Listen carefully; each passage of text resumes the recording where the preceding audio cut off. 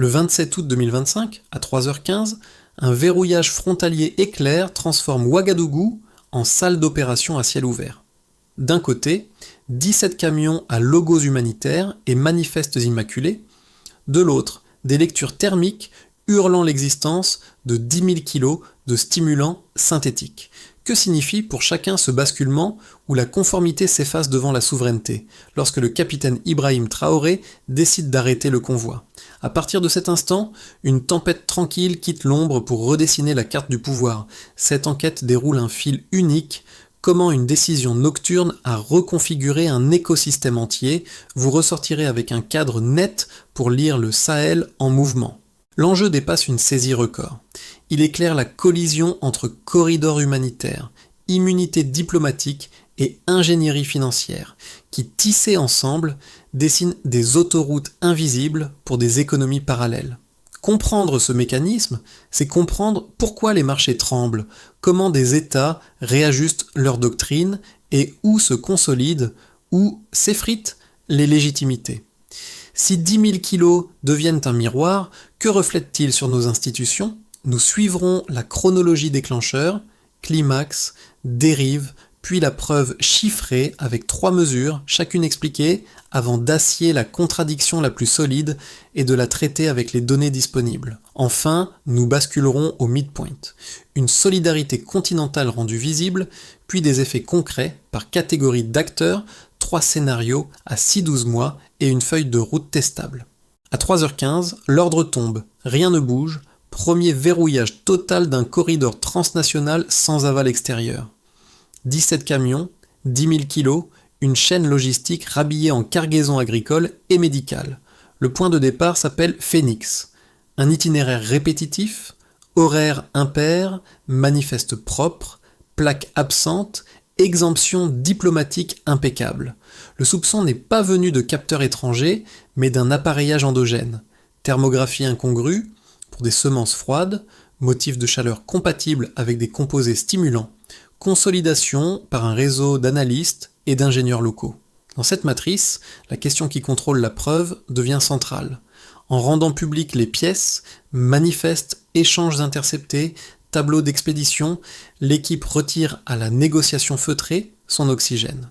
Le colonel en charge du terrain décrit une scène paradoxale. Logos, d'ONG, crédible, code d'autorisation, certificat d'exonération, mais un inventaire réel qui raconte une autre histoire. Le cadre se précise quand l'architecture financière apparaît. Société écran immatriculée hors continent, liaison bancaire et industrielle, routage de valeur via crypto-portefeuille. Dans ce contexte, le rôle du capitaine Ibrahim Traoré n'est pas d'incarner une exception romantique, mais de cristalliser un protocole, étendre la souveraineté probatoire, couper le pilotage automatique des corridors et rendre la traçabilité falsifiable par des tiers. Le avant-après est donc double, rupture opérationnelle, verrouillage, inspection, documentation et rupture narrative, publication, re-encadrement du récit par les données. Ce repositionnement produit des ondes, capitales africaines s'alignent sur une exigence de transparence, marchés sanctionnent les expositions, diplomatie cherche à contenir l'effet de précédent. Ainsi, la tempête tranquille s'avère être un changement de régime, l'Afrique passait de l'objet d'un récit à son sujet opérateur, et la frontière cessait d'être une ligne abstraite pour redevenir un dispositif mesurable. Le capitaine Ibrahim Traoré incarne la figure de l'opérateur local, ni héros isolé, ni produit d'une superstructure internationale.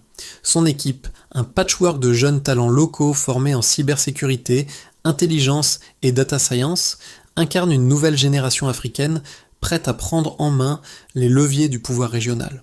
Leur méthodologie, fondée sur une ingénierie africaine et une technicité plus qu'adaptée au terrain, ont permis de déjouer un réseau qui semblait invincible, logiquement protégé par des protocoles et des puissances étatiques mondiales. Parmi les actions notables, la mise en place d'une surveillance thermique rigoureuse et l'exploitation de canaux d'intelligence endogènes ont permis de localiser les 17 camions qui, sous des apparences légitimes, transportaient des quantités immenses de substances illicites. Les premiers impacts sont immédiats. En fermant les frontières, Ibrahim Traoré a forcé une nouvelle lecture géopolitique. En rendant publics les documents, il a mis en lumière les complicités internationales, exposant les flux financiers et les structures d'exploitation invisibles, et ce, sans faire appel aux puissances étrangères. La question qui se pose désormais est: que signifie une telle décision pour la souveraineté d'un pays en marge des dynamiques internationales? L'histoire montre un nouveau paradigme de résistance qui, loin de viser la confrontation, cherche une voie de défense fondée sur la transparence, l'ingénierie locale et la souveraineté numérique. Le rôle de Ibrahim Traoré dans ce tournant: déléguer la réflexion stratégique à des cerveaux jeunes, formés localement, et orchestrer une victoire sans précédent. Mais cette victoire est-elle purement symbolique ou augure-t-elle un changement de fond dans les relations internationales africaines? Le processus d'événements commence à 2h47 le 27 août 2025, lorsque la décision est prise. Ibrahim Traoré ordonne la mise en place d'un verrouillage complet de la frontière, après la découverte des camions suspects. À ce moment-là, tout semble calé pour que l'opération Phoenix fasse sa sortie de scène discrète, comme tant d'autres précédentes tentatives d'infiltration. Mais cette fois, c'est différent. C'est une action menée par l'Afrique pour l'Afrique, avec des éléments locaux qui ne s'appuient ni sur des alliés extérieurs, ni sur des agences étrangères. Les douanes, les soldats sur le terrain et les autorités locales se battent pour protéger leur territoire sans demander la permission de qui que ce soit. Les agents de sécurité se déploient sur chaque kilomètre du corridor, transformant la frontière en un champ de bataille pour la transparence. Le climax se produit quelques heures plus tard, une saisie sans précédent de 10 000 kilos de stimulants synthétiques destinés à la vente dans des marchés bien au-delà des frontières africaines. Mais ce n'était pas qu'une simple saisie de drogue, c'était un choc géopolitique, la réécriture d'un récit mondial. Au moment de la saisie, Ibrahim Traoré a compris l'envergure de son action. La nature des produits et des documents interceptés, leur association avec des entreprises pharmaceutiques internationales, a révélé un réseau d'exploitation bien plus vaste. Les 17 camions transportaient des marchandises sous des labels d'aide humanitaire, des fonds cachés derrière des gestes supposés bienveillants. Ces expéditions sont bien plus qu'une simple intrusion dans le commerce de drogue. Elles constituent la structure même du trafic mondial, englobant des routes de blanchiment d'argent, des pratiques d'exportation illégales et des réseaux diplomatiques de couverture. Mais tout cela a été mis à jour en quelques heures, après que les autorités locales aient réussi à obtenir les informations nécessaires et à saisir les preuves en temps réel. À ce moment, Ibrahim Traoré a pris la décision audacieuse de publier tout ce qu'il avait trouvé. La transparence totale, sans compromis. Les documents, les images thermiques, les cartes de routage, tout a été mis en ligne. Les conséquences immédiates sont massives. D'abord, une série de réunions au niveau continental où les chefs d'État africains ont fait front commun. Le président nigérian a appelé à la fin de l'exploitation du continent africain pour les intérêts étrangers. Le président ghanéen a exigé des comptes. Et le président sud-africain a pris la parole pour dénoncer l'abus systématique de la souveraineté africaine. Mais la véritable onde de choc ne se produit pas seulement dans les chancelleries. Les jeunes Africains, du Caire à Lagos, de Nairobi à Johannesburg, se lèvent. Spontanément, ils convergent sur les réseaux sociaux, sur les places publiques, exigeant la vérité, la justice, la transparence. Les hashtags prennent feu. Le hashtag AfricaRise devient viral. 200 millions de tweets, 800 millions de vues sur TikTok. Les rassemblements de jeunes étudiants, les appels à l'action, à la vérité, tout s'intensifie à une vitesse incroyable. La puissance de cette réaction est alimentée par la voix de la jeunesse. Une génération qui se rend enfin compte qu'elle peut contrôler son propre destin, refuser de rester dans l'ombre de l'exploitation extérieure. Les preuves collectées lors de l'opération Phoenix ne sont pas seulement qualitatives, elles sont quantitatives et précises. Les chiffres parlent d'eux-mêmes. 10 000 kg de stimulants synthétiques saisis, d'une valeur marchande estimée à 90 millions de dollars sur les marchés européens. Ces substances étaient destinées à inonder le marché mondial, bien au-delà des frontières africaines. 47 millions de dollars en crypto-monnaie, trouvés sur des portefeuilles liés au réseau Phénix. Ces transactions montrent l'infiltration du système financier mondial, où des fonds illégaux circulaient sans aucune surveillance. 23 millions de dollars de pots de vin versés chaque année pour contourner les contrôles et sécuriser des passages illégaux. Cette somme illustre l'ampleur de la corruption au sein des chaînes de transit et des gouvernements complices. Ces chiffres ne sont pas seulement des données, elles constituent la preuve d'une exploitation systématique des routes africaines, exploitées sous couvert d'aide humanitaire, pour acheminer des produits chimiques et des substances illicites à travers le continent. L'un des points clés ici est la manière dont ces données ont été collectées et validées. En utilisant des technologies locales, les autorités burkinabées ont pu tracer la totalité de la chaîne logistique, des expéditions initiales aux transactions finales. Mais ces chiffres sont également l'indicateur d'une autre vérité. Les pouvoirs étrangers, les multinationales et les gouvernements complices ont vu leur modèle de blanchiment mis en lumière. Grâce à des technologies locales, des équipes formées sur le terrain, l'Afrique a pu capturer et exposer des preuves sans précédent. Ces mesures de saisie, en plus d'être de nature géopolitique, ont également un impact financier majeur.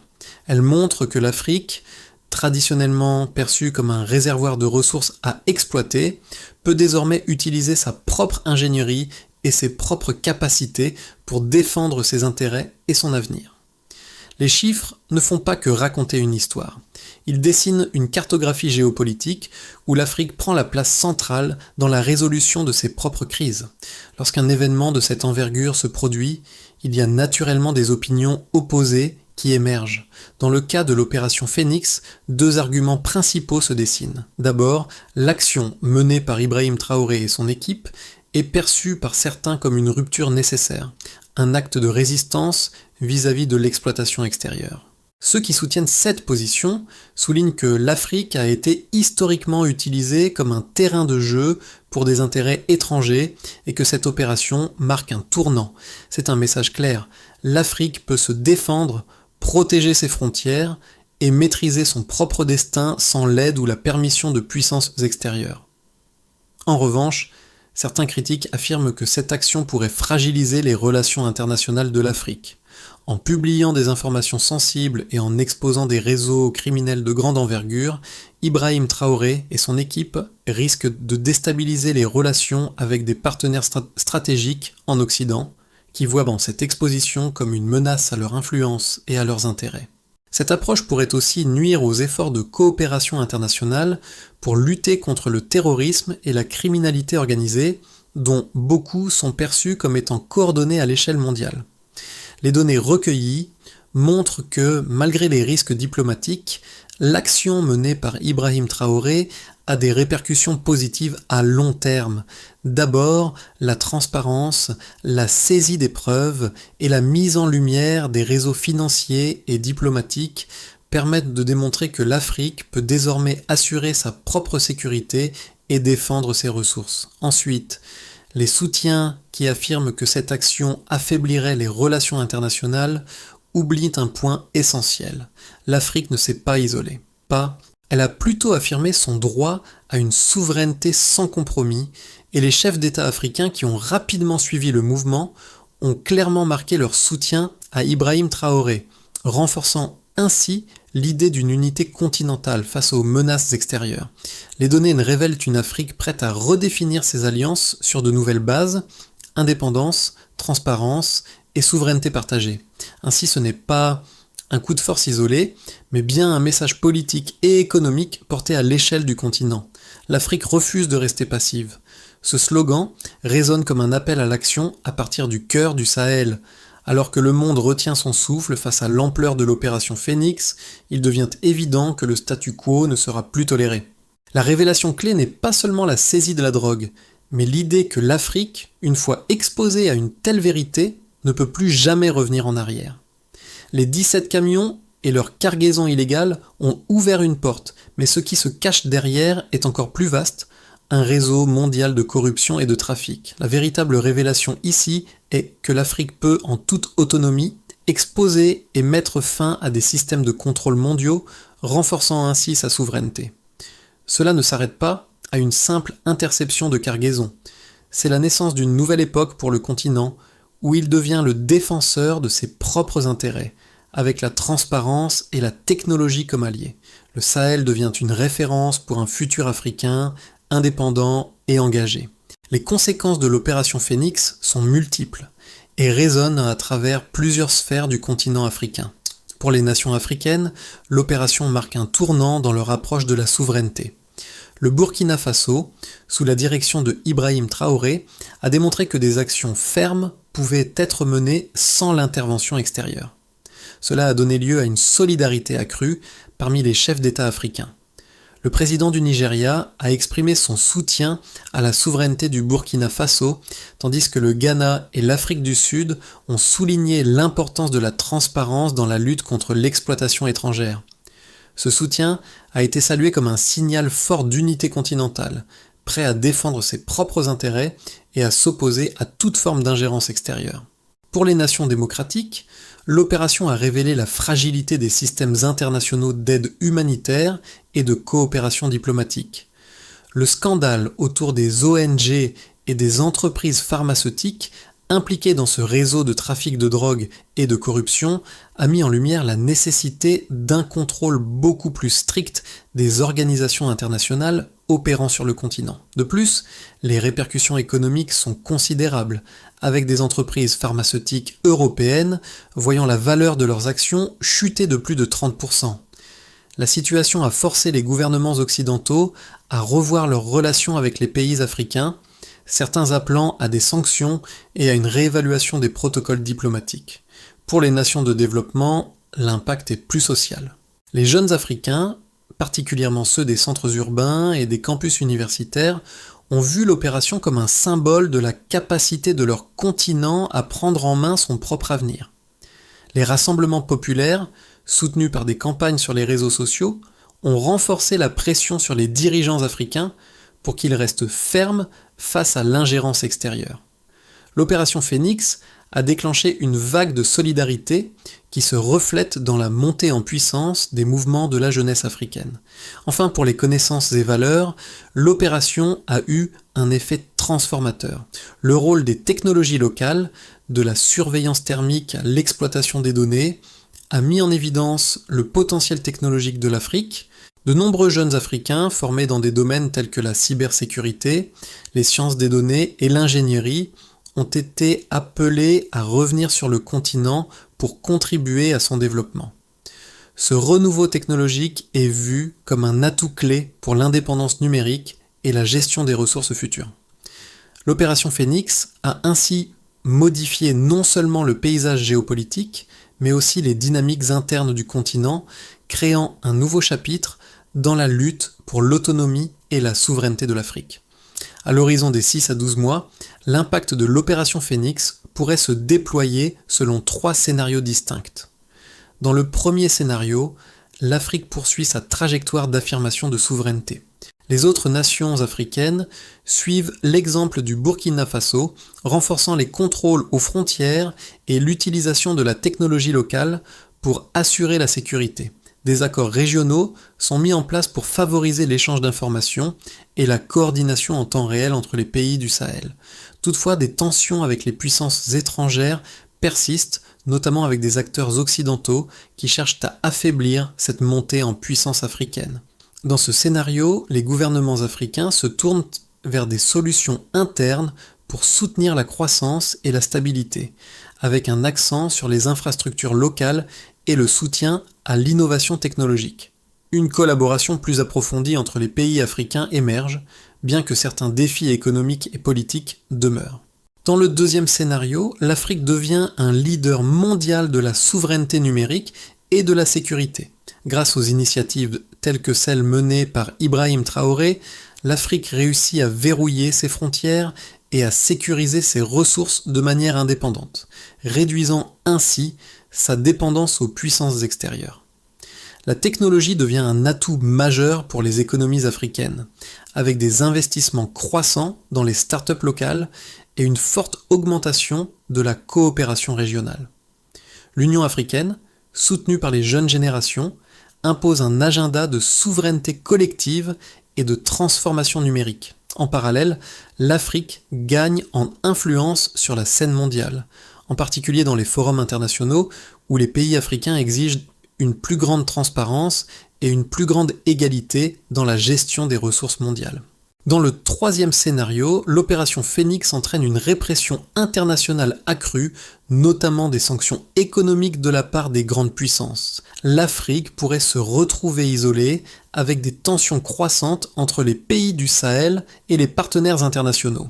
Les effets économiques de cette rupture sont douloureux, avec une chute des investissements étrangers et une récession dans plusieurs économies africaines. Les divisions internes pourraient également émerger, certains pays du continent adoptant une position plus conciliante avec l'Occident, tandis que d'autres renforcent leur opposition. Dans ce contexte, l'Afrique pourrait être confrontée à une période de turbulence politique et économique, freinant ainsi sa progression vers l'indépendance complète. Il est impératif que l'Afrique continue d'investir dans ses infrastructures numériques, sa souveraineté énergétique et ses alliances régionales. Les pays africains doivent renforcer leur coopération en matière de sécurité et de gestion des ressources, tout en négociant avec prudence avec les puissances étrangères. La voie à suivre doit être une approche pragmatique, qui combine l'affirmation de la souveraineté avec une ouverture stratégique pour attirer des investissements dans les secteurs clés de la technologie et de l'industrie. Le tout doit être soutenu par une volonté commune de maintenir l'unité et de défendre les intérêts du continent à l'échelle mondiale. Les répercussions de l'opération Phénix se font ressentir bien au-delà des salles de conférence ou des sommets politiques. Pour les chefs d'État et décideurs politiques, l'opération montre qu'une Afrique unie peut se défendre, à condition d'investir dans les technologies locales et d'adopter des stratégies indépendantes. Les dirigeants africains doivent saisir l'opportunité de renforcer leur coopération sur la scène internationale et de défendre la souveraineté du continent face à des pressions extérieures. Pour eux, le message est clair. Il ne s'agit pas seulement de s'opposer aux puissances étrangères, mais d'agir en tant que leaders mondiaux en mettant en place des initiatives transversales pour la sécurité, la transparence et la justice. L'opération Phénix devient ainsi une référence pour les futures stratégies diplomatiques et de défense. Pour les jeunes activistes et citoyens, l'opération Phénix est un appel à l'action. L'engagement de Ibrahim Traoré et de son équipe est une source d'inspiration. Les jeunes Africains doivent désormais s'impliquer activement dans le façonnement de l'avenir du continent, que ce soit à travers des initiatives de gouvernance numérique, des mouvements sociaux ou des startups technologiques. Des rassemblements ont déjà eu lieu et l'impact sur les réseaux sociaux a été immédiat.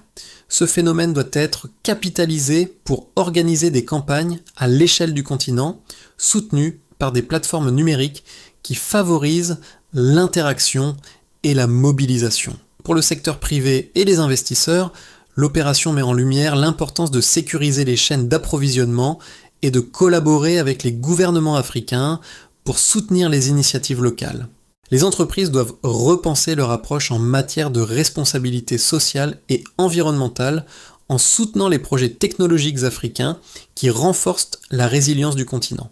Les décideurs doivent créer des espaces de dialogue pour partager des informations et des meilleures pratiques entre les nations africaines, en mettant l'accent sur la sécurité numérique et la transparence économique. Les jeunes activistes doivent utiliser les réseaux sociaux pour promouvoir des initiatives de souveraineté numérique et de sécurité en organisant des campagnes régionales et en collaborant avec des institutions éducatives pour renforcer l'autonomie technologique. L'avenir de l'Afrique dépendra largement de sa capacité à traduire les enseignements de l'opération Phénix en actions concrètes et coordonnées à l'échelle du continent. Voici une feuille de route en 5 étapes pour sécuriser l'indépendance et la souveraineté africaine dans les années à venir. Première étape, renforcer la coopération régionale. Les pays africains doivent établir des accords bilatéraux et multilatéraux, renforçant les échanges d'informations et la coopération en matière de sécurité. Cela inclut la mise en place de centres de renseignement régionaux qui partagent des données sur les menaces transnationales.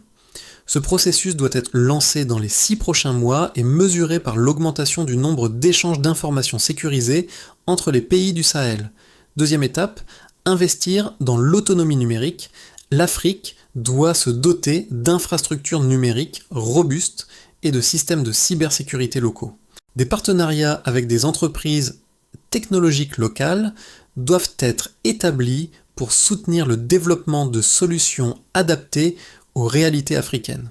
Cela devrait commencer par l'adoption de politiques nationales de souveraineté numérique d'ici 12 mois, avec des indicateurs mesurant l'augmentation de l'accès à Internet sécurisé et l'adoption de technologies africaines. En troisième étape, éducation et formation des talents locaux. Les universités et centres de formation en Afrique doivent adapter leurs programmes pour former une nouvelle génération de professionnels spécialisés en cybersécurité, en data science et en intelligence artificielle. Le lancement d'un programme de bourse pour les jeunes Africains souhaitant se former dans ces domaines devrait avoir lieu dans les 18 prochains mois. Le succès de cette étape sera mesuré par le nombre d'étudiants formés et les emplois créés dans les secteurs technologiques. Quatrième étape, renforcer les lois locales contre la corruption et le trafic transnational. Les gouvernements africains doivent mettre en place des lois strictes et transparentes pour lutter contre la corruption et les réseaux criminels opérant sur le continent.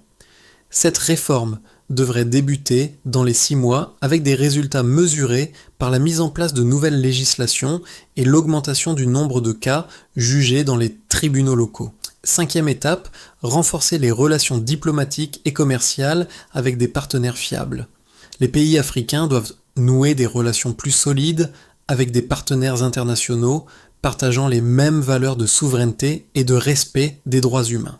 D'ici 12 mois, des accords commerciaux régionaux devraient être établis pour garantir que les pays africains ne restent pas dépendants des puissances extérieures.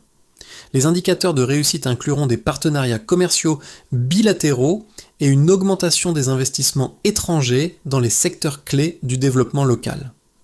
L'opération Phoenix n'était pas simplement une saisie de drogue, elle marquait un tournant historique, celui où l'Afrique a commencé à redéfinir ses frontières, non seulement géographiques, mais aussi politiques, économiques et numériques. Ce n'était pas Ibrahim Traoré seul qui a changé le cours des choses, mais l'idée qu'un peuple uni et déterminé peut faire face à un empire mondial. Le capitaine, avec son équipe de jeunes experts africains, a montré que la souveraineté africaine ne se négocie pas. Cette victoire a ouvert les yeux de millions de jeunes Africains qui, aujourd'hui, se sentent investis d'un pouvoir nouveau. Leur avenir, désormais, ne se limite plus à l'héritage des luttes passées, mais se dessine sur les bases solides d'une indépendance retrouvée. L'opération Phoenix était plus qu'une opération militaire ou policière. C'était le début d'un mouvement continental, où chaque citoyen, chaque étudiant, chaque entrepreneur africain devient le gardien de son propre destin. L'Afrique ne s'est pas contentée de défendre ses frontières physiques, elle a défendu ses rêves et ses aspirations. L'Afrique s'élève, l'Afrique est prête. L'opération Phoenix ne se limite pas à un événement historique, elle est le catalyseur d'une transformation profonde. Elle nous rappelle que le destin de l'Afrique appartient aux Africains. Aujourd'hui, plus que jamais, chaque citoyen a un rôle à jouer dans cette aventure collective. Que vous soyez dans les rues de Ouagadougou, dans les universités de Lagos ou dans les startups de Nairobi, vous êtes les bâtisseurs de cette nouvelle ère. L'Afrique se lève. L'Afrique réclame sa place dans le monde. Le courage de Ibrahim Traoré a montré que l'unité est la clé pour surmonter les obstacles. Maintenant, c'est à nous de répondre à cet appel. Rejoignez le mouvement, engagez-vous pour un avenir plus autonome et plus transparent. Partagez cette histoire, discutez-en avec vos proches et faites entendre votre voix. Si vous croyez que l'Afrique peut se gouverner elle-même et protéger ses jeunes, dites-le avec fierté. L'Afrique d'abord. Et vous, que faites-vous pour participer à cette transformation ?